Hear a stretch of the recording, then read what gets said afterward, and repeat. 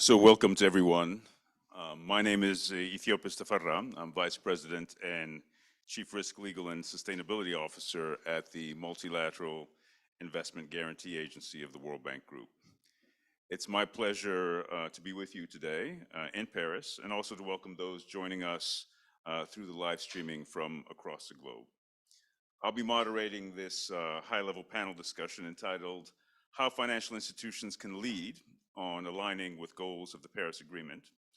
This is an affiliated event of the Summit for a New Global Financing Pact, and MIGA is very grateful to our hosts, the French government, for this opportunity. When I was a young regulatory lawyer, I had the privilege of working or listening actually to a speech given by one of the legendary chairmen of the US Securities and Exchange Commission, whose name was Arthur Levitt. And indeed, it's this speech, among other things, that was one of the inspirations for joining the SEC.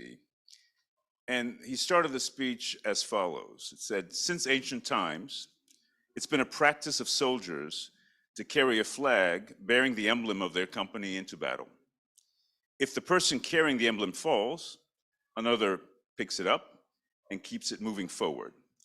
The flag acts as a marker for all to see and a rallying point for the troops. To plant it in the field of the battle is to state, here we stand, from this point we will not retreat.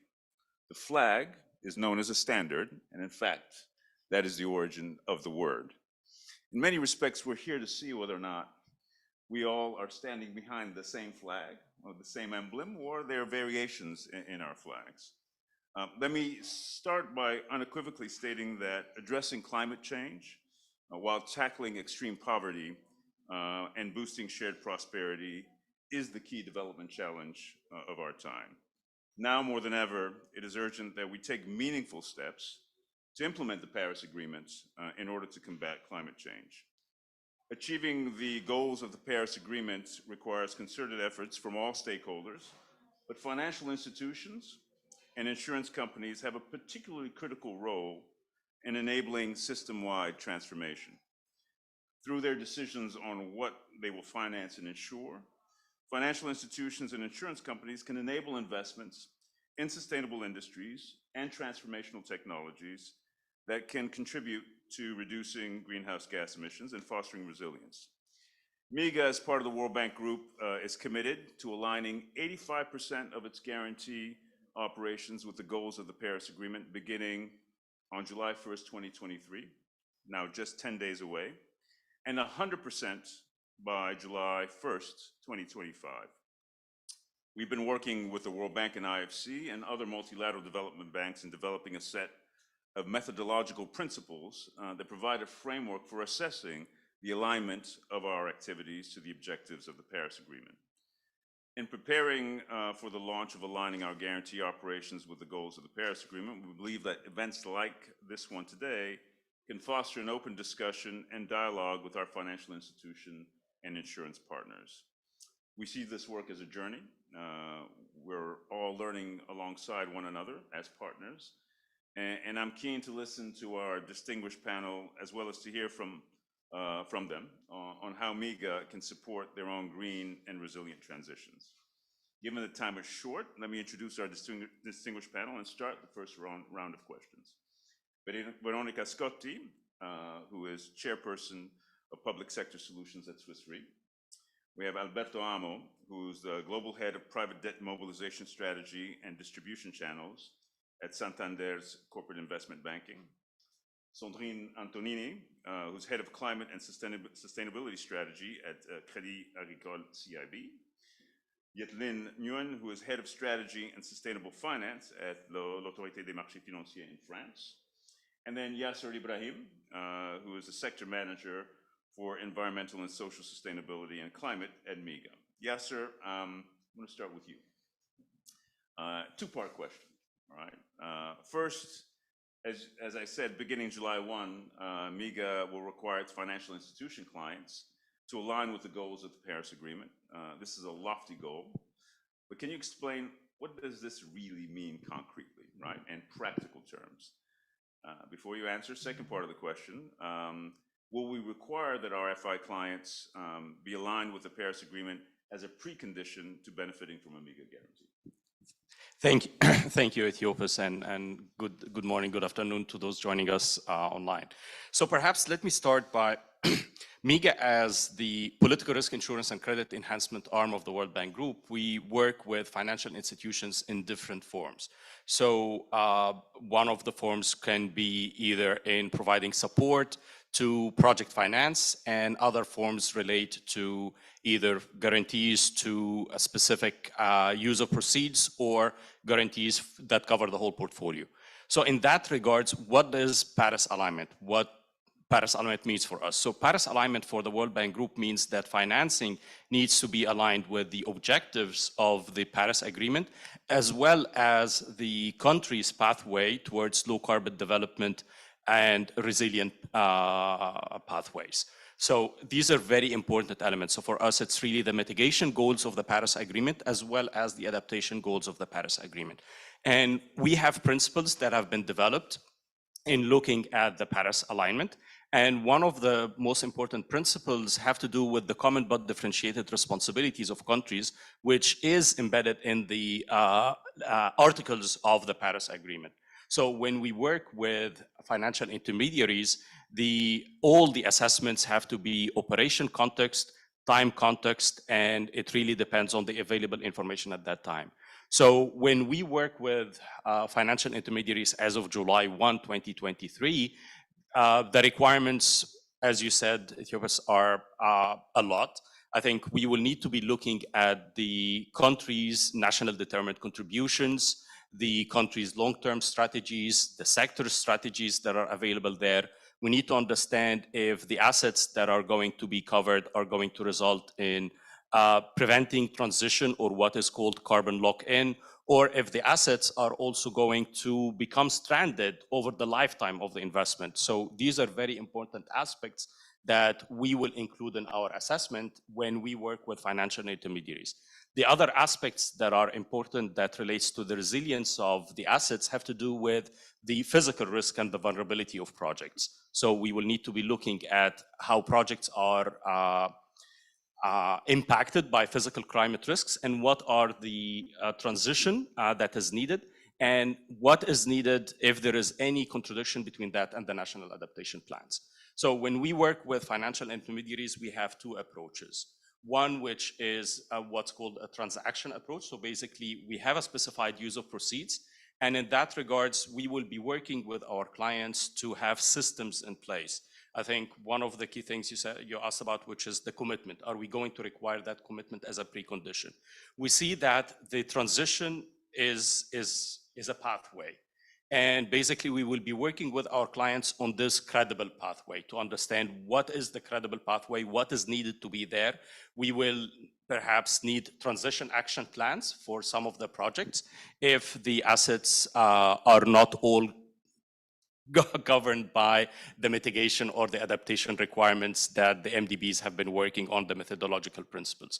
So basically, we will be requiring our clients to have capacities or to work on building their capacities. They will need to have a commitment about aligning their portfolios with the goals of the Paris Agreement, while we realize that this is something that will depend on the jurisdictions where they operate, the regulations that they are governed by, as well as the abilities to, the timeline that will be needed to transform their portfolio.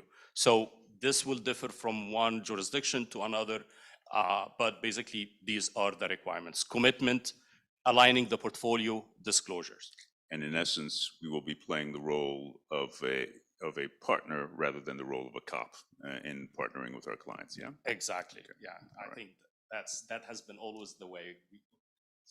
So, Noreen, I'm going to turn to you. And Amiga supported Crédit Agricole's projects in many countries, including Mongolia and Morocco and Senegal and Turkey.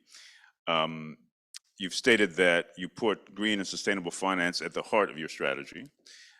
So tell us about your net zero trajectory and what the expectations are of your various stakeholders, including shareholders, senior management, and regulators. Thank you very much, and hello everyone.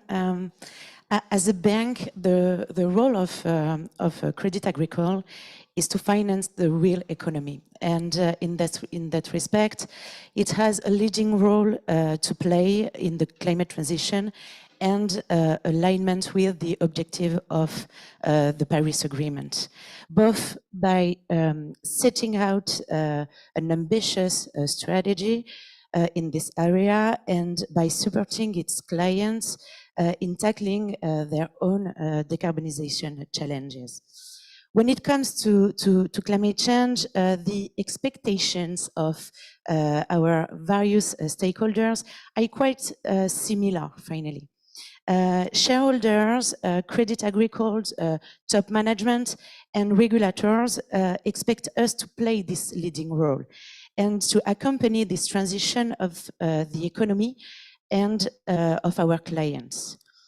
Aware of this role, Crédit Agricole CIB has been committed in favor of the climate for many years, whether through the implementation of best practices, its pioneering role in sustainable finance products, or the protection of protected areas such as Arctic, and accompanies the key stakeholders who are working in favor of the energy transitions.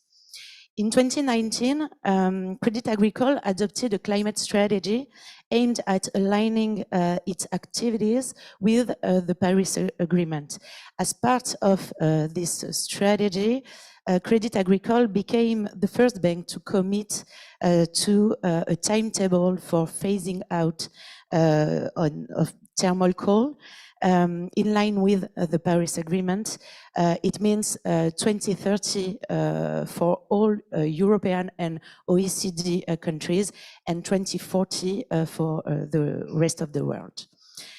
In line with this commitment, Crédit Agricole has also committed in 2021 to reduce its exposure to upstream oil, so its extraction and production part of the value chain, by 25% by 2025, and at the same time to increase its exposure to low carbon energy by 60% by 2025. And finally, we have completed this commitment in 2022 by publishing net zero decarbonization trajectories by 2030 for 5 sectors: oil and gas, commercial real estate, automotive, cement, and power generation. And we will publish decarbonization trajectories for 5 new sectors by the end of the year: agriculture, residential real estate, steel, shipping, and aviation. Over the years, all these commitments, driven by Crédit Agricole top management and based on their conviction, have been well received by the various stakeholders. And moreover, this transition should not be seen only as a constraint. As discussed in many scientists' scenarios, this transition will require a significant amount of investment. And for the bank, it represents many opportunities to support our clients, to ensure the continuity of our business model, and to meet expectations in terms of financial KPIs. And finally, to meet this commitment, we are currently working on adapting our processes to integrate the new carbon metric in our day-to-day activities and monitoring. And in particular, this should enable us to meet upcoming expectations in terms of reporting to regulators. Thank you, Sandrine. Alberto, I'm going to turn to you next. And the Santander Group has been a long-standing partner of MIGA. We've worked together throughout Latin America and the Caribbean, and most recently, we provided a guarantee that helped you increase your lending capacity in Argentina. And none of us here is going to say anything about not being supportive of the Paris Agreement and the goals of the Paris Agreement. But I wonder if you could say a few words about what you think the challenges will be for aligning your portfolio with low carbon development and climate resilient pathways in the countries where your subsidiaries operate. Hello, everyone. I mean, for Santander, at group level, decision is taken, we are aligning, this public commitment of the top management. When you go to implement the new policies, like always, there is some details. And when you go to the subsidiaries, you are facing a completely new reality. So one of the biggest difficulties is to build the new portfolios. We are talking about new risk, new technologies with new challenges. Maybe they need longer tenure than normally. And locally, some of the risk mitigation techniques that we may need for this new reality are not in place. Not because of Santander, they are not approved by the local regulator. They don't follow the same standards. It's not a critic, it's just a matter of, of reality. And we need to maneuver and change the rules of the game locally. That makes a very difficult play also for as a group to manage the subsidiary and to build this new portfolio with the new reality. I mean, we need time to adapt. So when you say that you will be demanding that Paris alignment from the 1st of July, which is great, and I will do the same. When we apply the local reality, we need that path to adapt, to teach the teams, to implement measures, but at the same time to build the portfolios and that kind of risk mitigation. That depends on the country and the area, and you could be surprised even some places where we will think that, oh, that's an easy task. It's not. It's not. So I think that we have done well the path together with MIGA in some of the countries. And for us, that's the way to go. As I said, in the headquarters, we have hired the teams, changed the structures, the policies, everything, and now we need time to implement that on the regions. Thank you, Alberto. Veronica, I'm going to ask you, I think, pretty much the same question, except our relationship is based on you reinsuring a lot of our projects, right? So. But from the standpoint as a insurer and reinsurer, what do you see as the challenges for Swiss Re in implementing Paris-aligned mitigation and adaptation objectives? Yeah, so there are, first of all, thank you for having me. Of course, all of us want to see the Paris Agreement realized, as you said.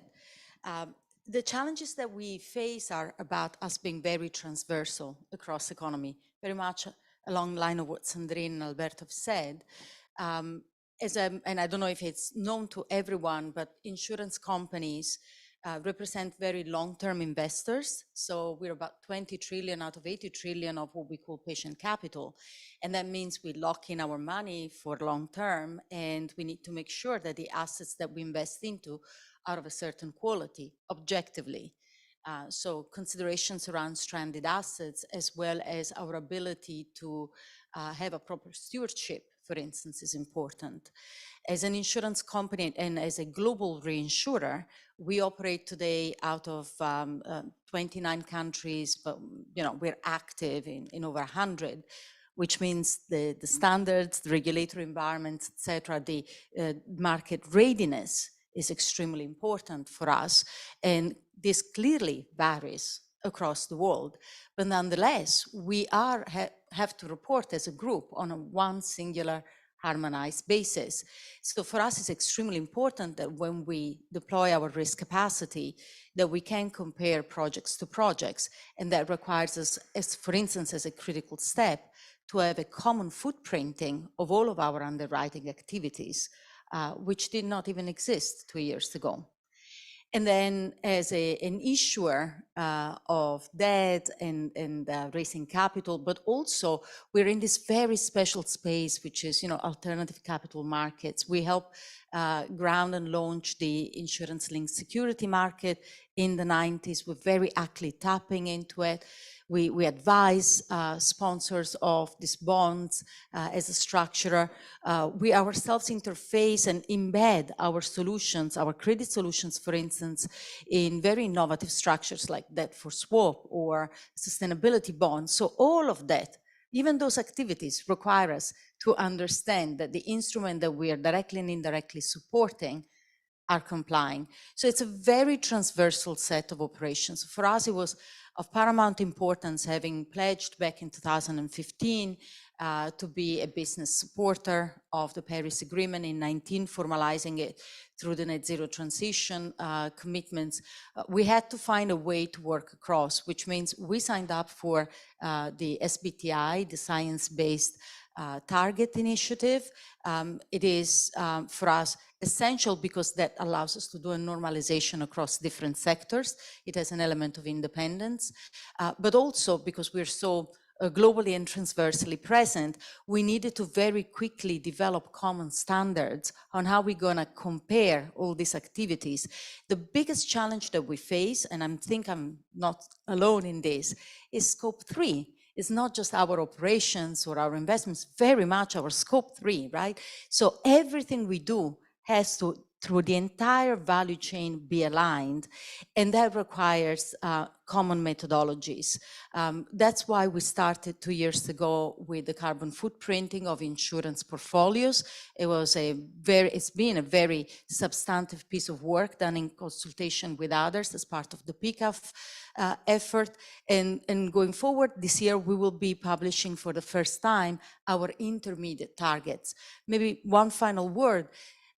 As you said, Ethiopius, this isn't about the commitments today, but it's showing that commitment to sustain the effort over time. So I'll take your example of the standard. The critical thing is that we are all directionally aligned.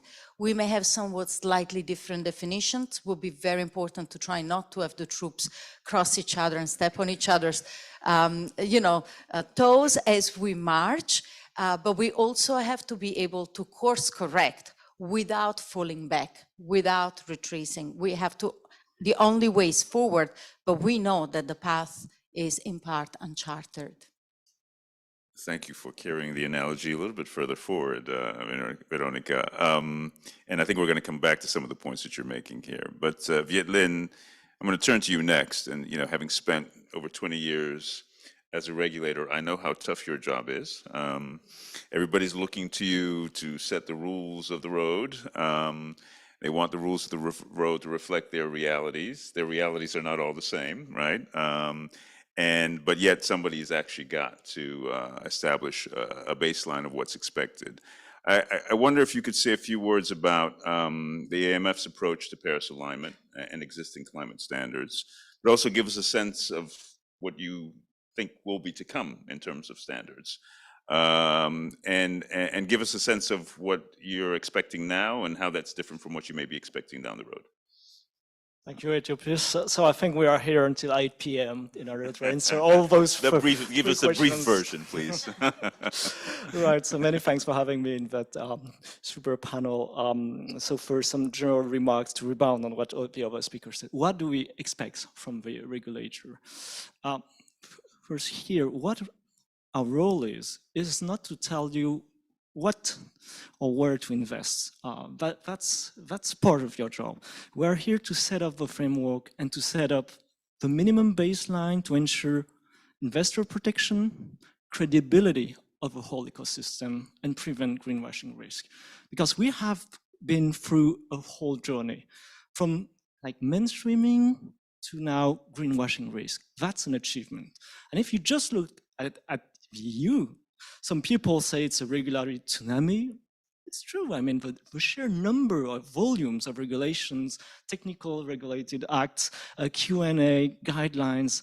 We just had a new package from the EU Commission last week, for instance. We're waiting for the International Sustainability Standard Board to release those generic and climate standards in a few days or in one and a half week.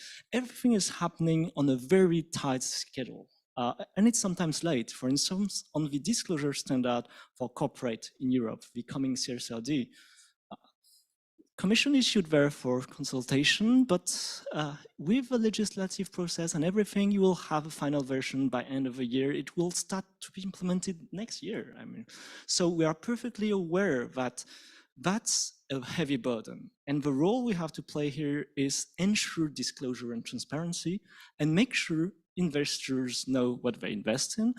And through that, the whole value chain has to be part of it. And that's why I mentioned the transition plans from the corporates, which are the source of it, and which unfortunately, due to the legislative sequence, will come a bit late, actually. So compared to the objective here, ours is a bit different. We're not like assessing project in itself. We're first bringing a common language and dictionary, trying to, at least taxonomy, European one, very ambitious, some political choice. Right, but it's 100 activities, 30 more with biodiversity. First difference with MIGA is we cover also other environmental objectives, pollution, biodiversity, maritime resource, etc. But 2 years ago, it only covered, according to academics, 2.8% of the European economy. Study is commissioned by the European Commission, so it's normal, it's reliable. Latest figures are on different perimeters, 17% of Eurostock revenues are taxonomy aligned. Sample is, again, incomplete, but whatever, the figures are low, so we cannot compete with your 85 or 100%. It's a different vision. It's just allow you on certain carbon-intensive activities to know whether it's on the path or not, and we are extending the dictionary. So that's the bit with the taxonomy, and I see a lot of similarities. Do not significant harm test. Of course, climate change mitigation, climate change adaptation, linked to the, of course, Paris Agreement and well below 2%, 1.5 objective. And that brings us automatically to how do you cater for transition plans. And on this one, the big ambition, again, we are, with the CSRD, will cover 49,000 firms, listed and unlisted, and including some, depending on definition, SMEs, because over 250 employees. And it means for all those, if they have a transition plan, we don't require them to have a compulsory transition plan. But if they have one, they will have to disclose it, and with 1,000 data points, which are fully harmonized and normalized, and which would be verified and checked by the regulator. But the point is not there, because you can tick the box.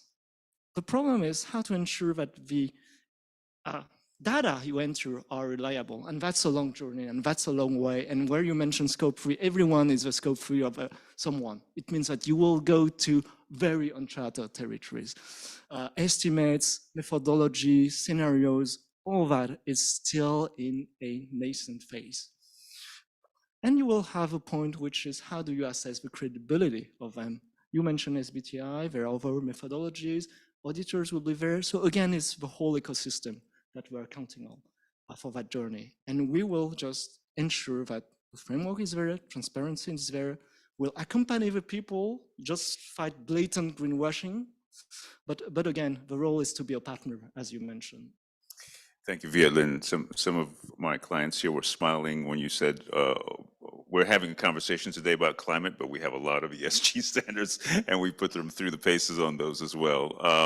But let's continue this conversation on standards, right? That Viet-Lin is highlighting, and pick up on the point that Veronica made. And here, Yasser, I'd like to ask you, and she was saying, you know, it'd be helpful for us to at least have standards that are converging as opposed to diverging, right? So let me ask you, what's the role you think a multinational can play, a multinational like MIGA, in setting climate standards for financial institutions?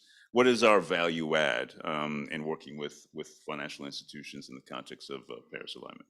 Thank you, Ethiopia. And I think several of the things that have been said, Vietnam and Veronica, I think goes back to really what is it that MIGA can be doing? Because I think MIGA, as part of the World Bank Group, has been working very closely with IFC and the bank on setting standards and making sure that there is harmonization. I think that's why we announced the whole approach to Paris alignment took us a very long time, because we've been working together as well as with the other MDBs and other stakeholders to make sure that there is an aligned way of defining the taxonomy. What is it that we mean by that?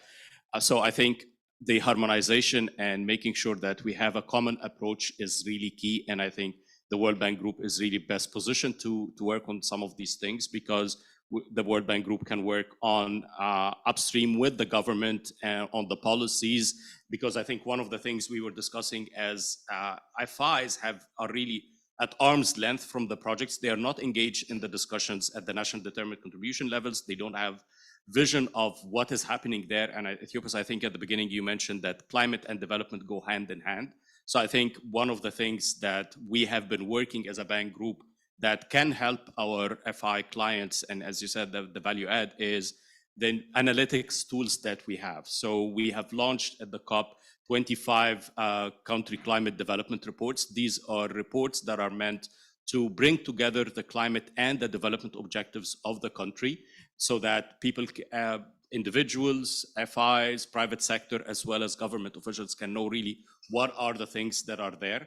I think some of the things that we will need to be working with our partners is the whole access to data, GHG emissions and climate risk. Where is that? How can we identify that? What is the sources of data that FIs can have access to? This is where multilaterals can really play a very important part. I think the other aspect is capacity building.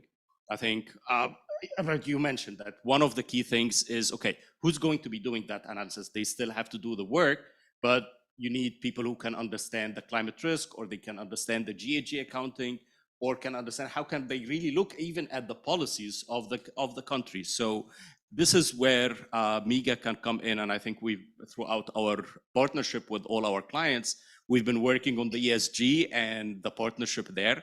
I think our value add really going forward is the transition plans. How can we really set together realistic transition plan that considers the country circumstances, the capacities that are there, the availability of data, and how we can work together towards a successful, really, as you said, journey. It is a journey. We need to be open to the fact that we will be learning, and we will be learning together with our clients so that the whole community can really move, because FIs play a very important role in mobilizing the whole economy of the country. So this is where I see we can really play an important role. I'm going to go slightly off script and ask Veronica and Alberto, do you have any thoughts on how you think organizations such as MIGA or institutions within the World Bank Group can be helpful to you in relation to Paris alignment and the way forward? You can start, and we can have Veronica come in after you. Go ahead. Okay, I think that the kind of, I would say, a word which maybe is not the most popular lobby, but contacts and alignments with the local regulators at the banks to develop this kind of standards and the local understanding of how this should work that drives to some kind of standardization is key, but it's also how we adapt that during the time to make it happen. So for give them or us time to take advantage of your support and your help. I think that there is a lot of product development to be done together, and that has to be customized depending of concrete action plans and initiatives. Sometimes, and it might sound controversial for me, some of the principles of the parallel alignment are too aspirational. I cannot say this is the wrong thing to do. They are. But if we make this too big, we cannot start walking. So And it's very difficult to select what to do first, what are the first steps to start building the project, and specifically, especially if we have a quick action, because this kind of structural changes are very slow for the regulators, for the multilaterals, for the banks. It's too big. For me, that's, and I've been working with multilaterals like yourself, and you are not the slowest at all. And it takes a while because the component of the multilaterals per se is very political in the boards and so on, and you need that support and alignment. I understand it, but there is a challenge in there, and I welcome. I know there are discussions on how to move multilaterals to a new role and so on, because I truly believe that the impact you might have on health is bigger than it is now, which is big. Understood. Point well taken. I'll How give can we you- help you, Veronica, I'll from give your you- perspective? Yeah, a couple of, I keep it very simple. But I think building on what Alberto said, so here is the conundrum. The transition is complex and it needs to happen urgently, as Vietli has told us. And so there is a great potential for confusion and for a disorderly transition. So I think I would look at MIGA and your peers to be a beacon of light around building a pathway towards an orderly transition, but one that has a sustained pace to it. So I think we need to pick up that pace, and I think you can help us build confidence in the system ability to deliver. So that would be the one thing.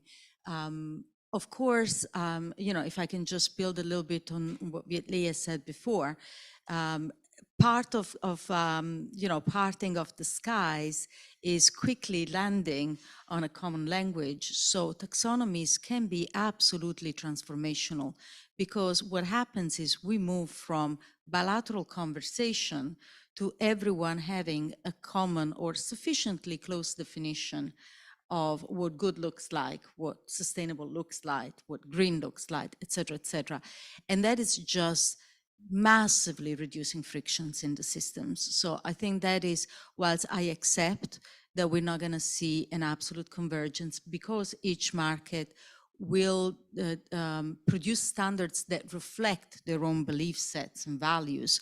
The important thing is being able to compare across, so that as an international player, we have an ability to decide where we want to direct our money based on a prompt and easy interpretation of those standards and those products. The final thing that I would offer up, maybe Ethiopia, is because I didn't mention it before, but I think you could be transformational. I know it's not your job today, but I hope you will consider the invitation. So if we look what is needed for the transition, as a comment, I'll use our example just because it's always good to kind of ground it. Our motto is reduce, reduce, and remove, which means we're going to have to reduce our footprint, but at some point, there will be unabatable footprint in what we do. And at that point, we need to buy carbon removal certificates for that.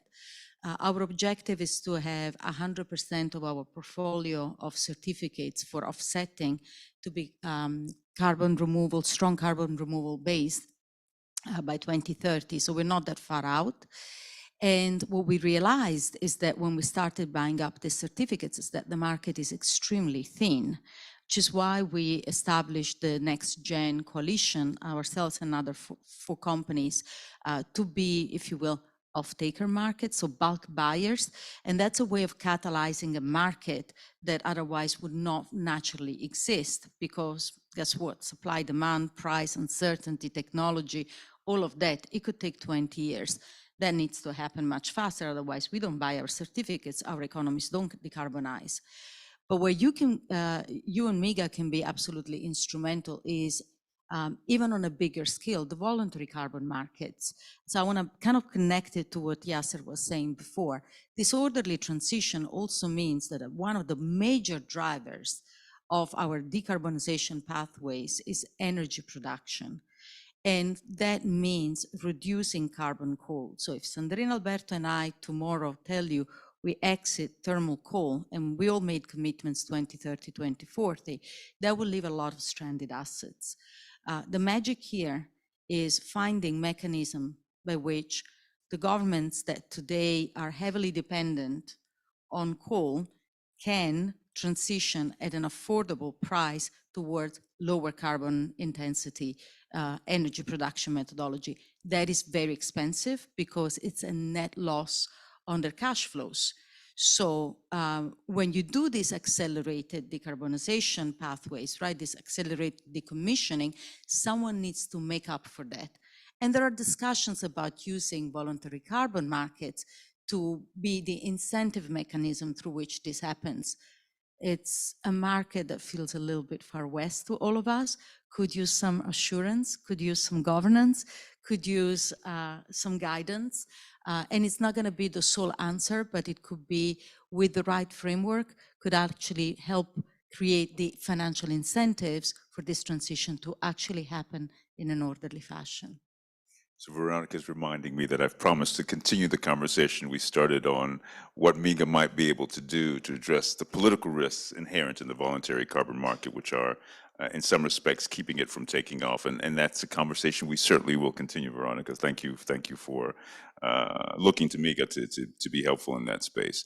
We've been here talking about driving towards a common taxonomy, if you will, or try to make sure that our taxonomies are as convergent as possible. But there's another component to climate standards, which are the disclosure standards, right? And Vietlin has talked about this. Sandrine, I wonder if you have anything you'd like to say about what you're hoping to see emerge when it comes to disclosure standards, because the disclosure is important, as Vietlin is saying, so that the public can hold you accountable. But if the disclosure standards vary, right, you're not necessarily comparing apples to apples or oranges to oranges, whatever the expression is. So what are your thoughts on disclosure standards around climate? I think if I can, okay, we have discussed the common methodology. We have also discussed a lot of new ideas.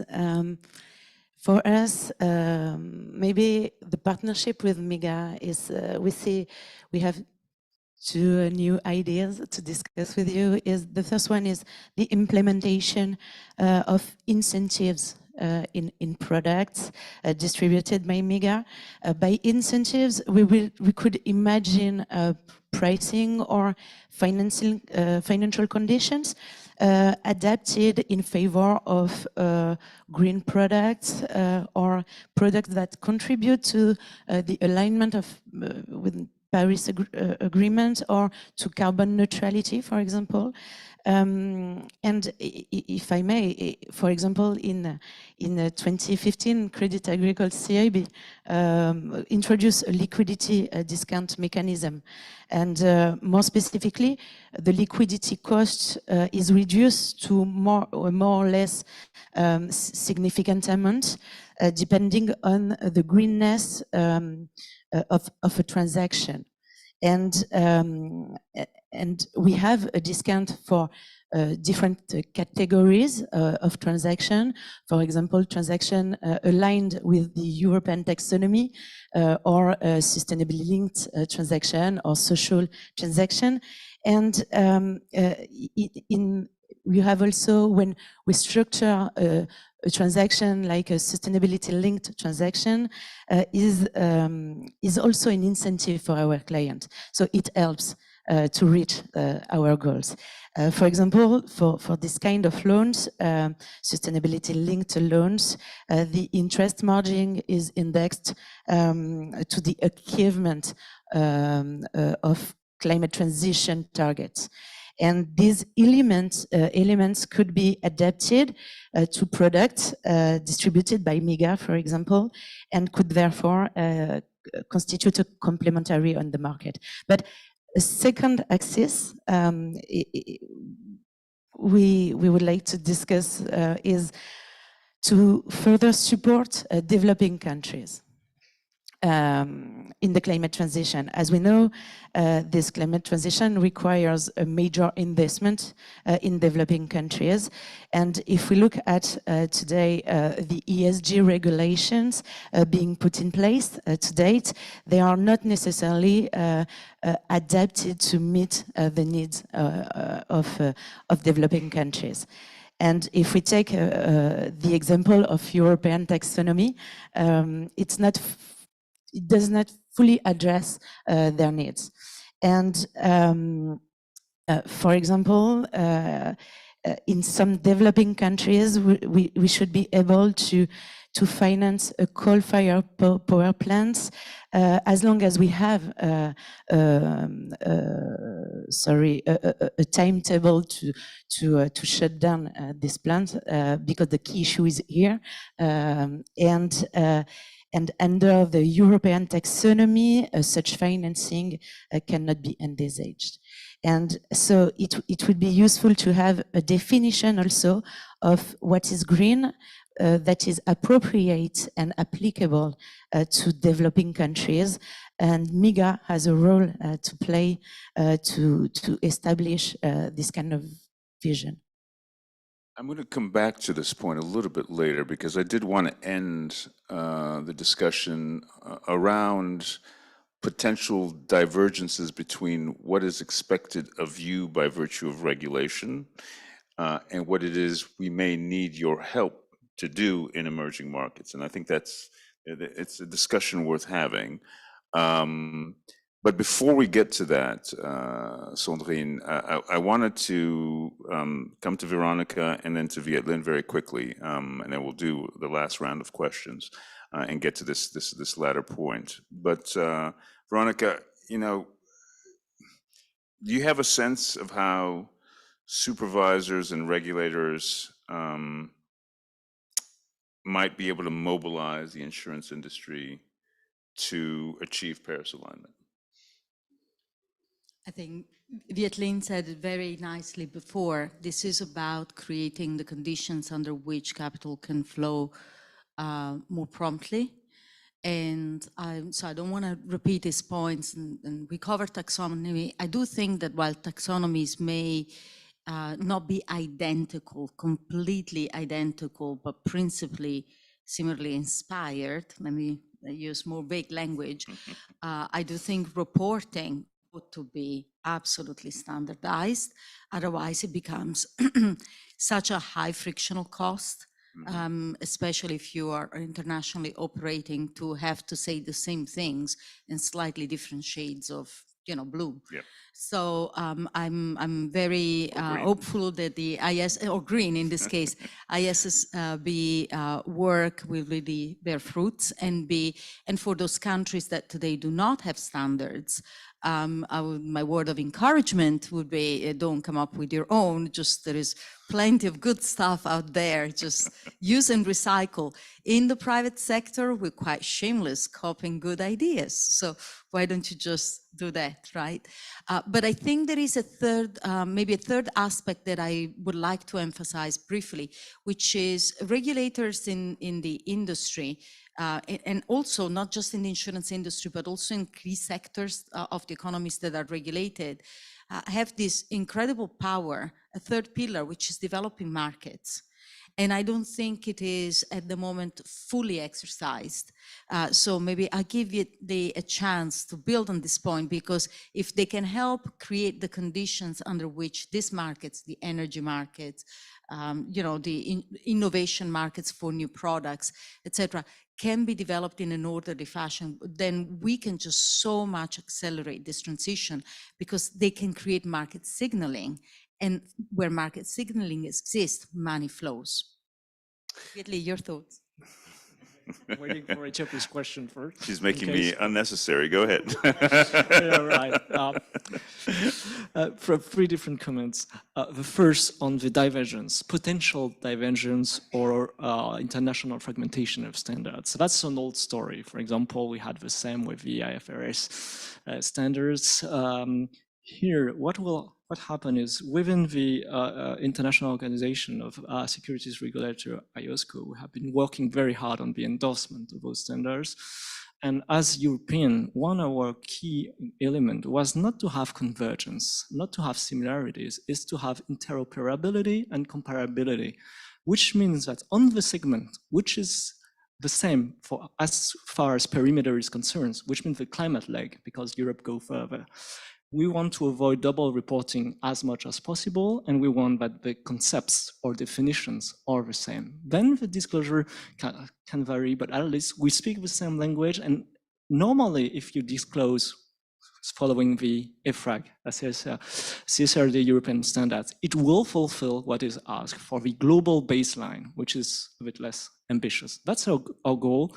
And the dialogue between EU Commission, IOSCO, SSB has gone extremely well for almost a year, maybe, I don't know, but there are two French guys at the head of each organization. But anyway, we reduced a lot of the divergences.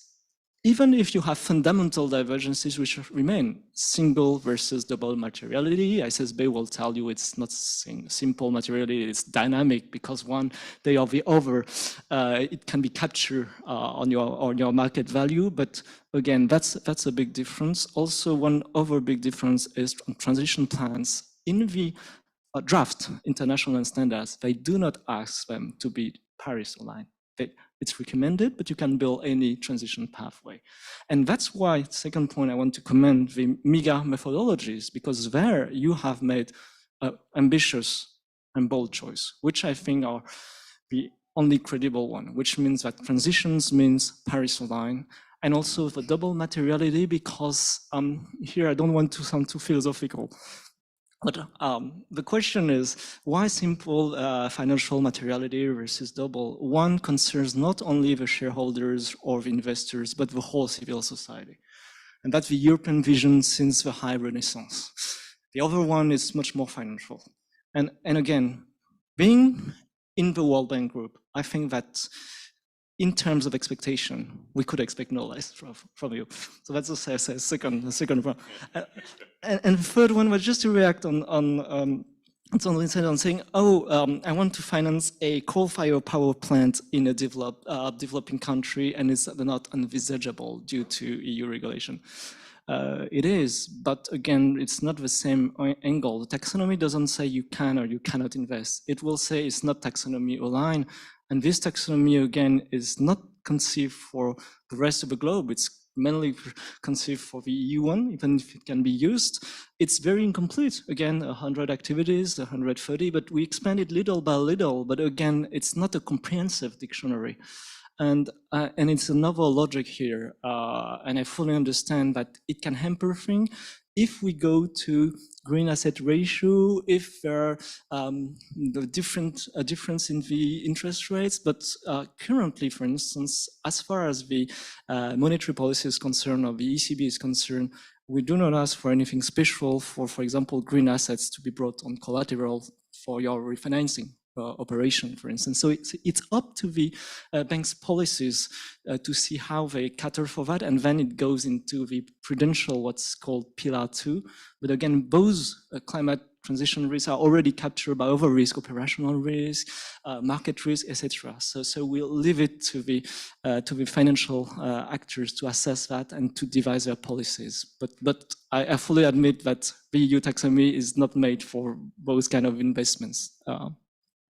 Thank you, Vietlin. We have about 7 minutes left before we have to end. And I realize there are a lot of people live streaming who can't ask questions, but there are people in the room who might want to have their questions addressed. So we'll turn to the room very quickly. And if you could state who you are and address your question to all the panelists or particular panelists. The lady in the back there. Go ahead, please.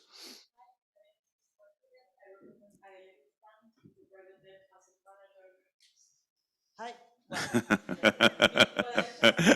Is this on? Or? Yes, Yeah. it's on, yes. Yeah, so Luz Martinez from ILX Fund, asset manager based in Amsterdam, co-investing pari passu with MDBs, DFIs.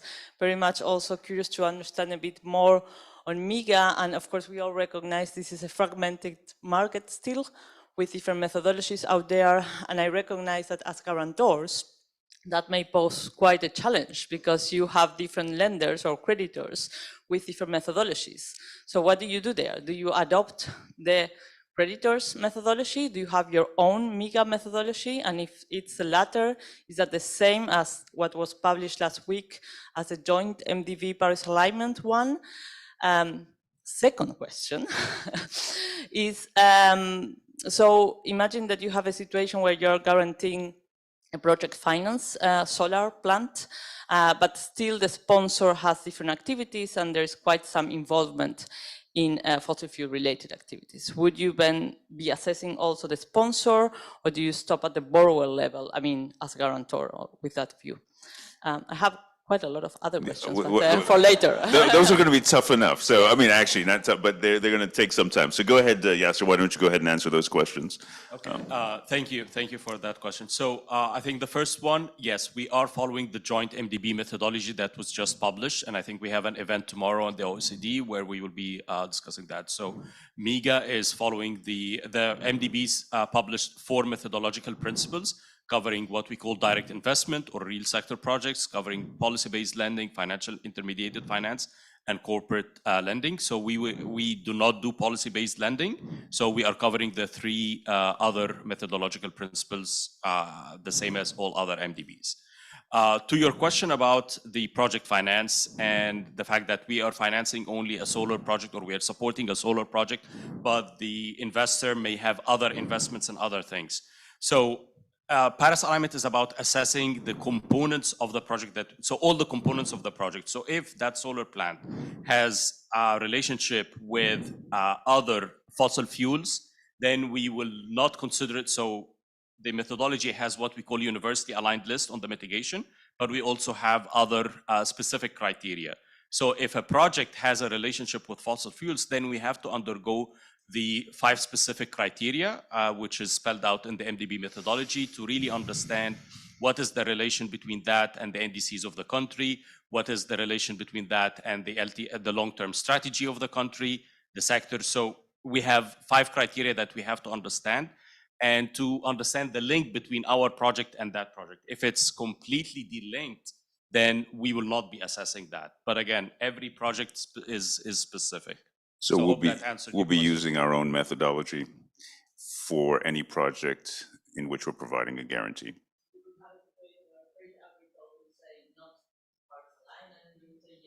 That's one of the things we were trying to have emerge in this discussion. So, but we would be using our methodology, right? In terms of at what level do we assess? It's at the project level.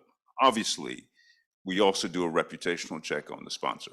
Right? And if they're involved in activities that from a reputational standpoint would be problematic, and we would look at, for example, the degree to which they're involved in other things that run contrary to our policy, that would be part of our reputational assessment. But it is at the project level, and it is our own methodology. Okay? Yes. Thank you. Jonas Moberg, the Green Hydrogen Organization. We recently published a report on getting the right blended finance, de-risking, and the role of the credit, the risk guarantee agencies, MIGA and the likes, were key area, and we had great input from Marcus and the team at your side. If Ajay Banga tomorrow meets the president of Mauritania, he's likely to be told, I have an economy of $10 billion GDP total. I've got 4 projects costed at $100 billion. Yeah. We cannot do this energy transition without these projects. Yep. Mr. President of the World Bank, how are you going to help de-risk this? If Ajay Banga then turns to you guys and says, I'm damn keen on reforms, and I made that clear to everyone, what is the role here then of MIGA? We've heard, for example, of some of the Bridgetown task forces of more cross-using MIGA, not with IFC, because we have various walls built in for good reasons, but crossing between the MDBs and so on. How do we get to those innovative things that makes us not scale up, but dramatically help to de-risk these gigantic investments? That's a question that's going to take more than 2 minutes for me to answer. But I can start off by saying that the role for us to play is to determine whether or not the 100 billion obviously is of significant size, such that we're looking for mobilization of private capital towards those projects, right? The question is, are the concerns in terms of financing those projects of the kind that we can actually address with the instruments that we have? Or are there instruments we can actually create to address them? Keep in mind, we're created to address political risk. And as a consequence, we cover, expropriation, we cover war and civil disturbance, we cover breach of contract by the government, we cover, I'm forgetting the fourth one, what is it? Yeah, transfer and convertibility risk. And we do have a credit enhancement product that we afford for lending to SOEs. So we would see whether or not by virtue of the application of our products, we could actually help mobilize some of that 100 billion, if not all of it. Frequently, the issue with these projects, however, has to do with the bankability of the projects and the allocation of risks and benefits in the project. And quite frankly, I think part of what we would need to do in partnership with our colleagues at the bank and in partnership with our colleagues at the IFC is determine what needs to be done to make those projects bankable such that investors are then prepared to put the money in. And we can probably confer in the sidelines, so I don't monopolize the conversation here. But there's a fair amount we can do and will be looking to do. Yes, you may, Alberto, please. I think that you are right. I mean, the example you gave is quite extreme, obviously, but it's about bankability. But it is needed a major change of how multilaterals and private sector address this kind of projects. And we are talking about new product developments, more blended finance, more first loss pieces, more mobilization of diversified portfolios, which include this kind of projects. It's a complete new world, a complete new approach, and it's not there yet. But I think that this kind of forums will help to mobilize and drive that. The problem is the speed. This is very slow. Also, when you build on diversification of projects to leverage on that, so you multiply the firepower of the multilaterals and the banks, that kind of portfolio building can be very cumbersome. And that's where developing this kind of blended finance or this kind of approach with many bodies together can make a difference, because otherwise we will never reach the critical mass. Just to give you one example, and then we'll close this off. We, not so long ago, together with a Norwegian company, there was a solar power project in Egypt. You know the transaction, right? So if we can actually accomplish what we accomplished there, whereby you had a public project issue bonds, green bonds. We provided a breach of contract wrap around it, together with the EBRD providing a liquidity facility. We got those bonds rated 6 notches above the rating of the sovereign. And that all of a sudden made those bonds of interest to institutional investors. Now, if we can actually replicate that and do that at scale, we're talking about trillions, right? I think Veronica said. That are available, right? It's those sorts of innovations that will be required, but it requires partnership, right? It was possible by virtue of the partnership we had with the EBRD. So we're looking to form those partnerships as part of the evolution that everybody's talking about. All right, so this is not about me and Miga alone. Let's give everybody a chance to say one last word. Anything you want to say to the multilateral institutions, anything you'd like to say to the regulatory institutions or the international development community, what would it be around Paris alignment? And we'll start with you, Veronica. Okay, so 3 quick things. Help us standardize and improve the interoperability of such standards so that we can streamline compliance and not leave behind those who cannot live up to these very high compliance hurdles. Continue to be very inclusive, not just big multinationals, but beyond, local operators. The second thing is please help us develop markets and the interconnectivity, as you just pointed out, Ethiopia is across different segments of the financial markets so that we can unblock capital flows, and especially directed towards localities where not sufficient capital goes today.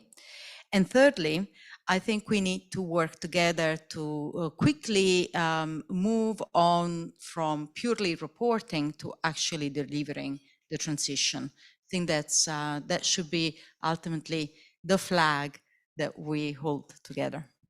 Thank you. Alberto? I think that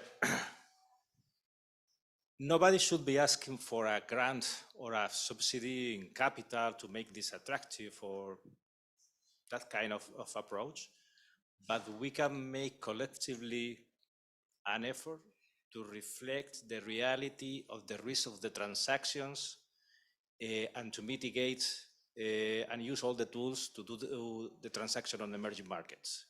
And there is a political agreement with the regulators and with the players to develop the right standards and to be able to use that kind of risk mitigation to make the transactions bankable, as we were commenting.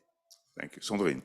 Yes, we have to continue to work together for sure, especially on product, to develop more product and to help our client. It's essential. And the second thing is to work for sure to continue to standardize more and to work on common framework. Thank you. Viet Lin? I would just say, don't forget biodiversity as one of the new frontier, especially after the Kunming Memorial Agreement last December. And second thing, again, reporting or transparency, that's just the tip of the iceberg. What's important is what's beneath, and you are the one helping to get it. Thank you. Yasser? What would I ask from MIGA? You never know. What would you ask from others? No, I think everything is being said, and I think having these types of discussions is really important to bring all the stakeholders together to see really what we can do to help. This is a common threat for all of us, and I think to Vietnam, I think we have been working on sustainability in general. For us, it's not just about climate, it's ENS, it's biodiversity. There are lots of topics that are coming in that area. So I think we can really work together all in one and try towards one goal and see how we can deliver on that. Thank you. A round of applause for the panelists, please. Thank you.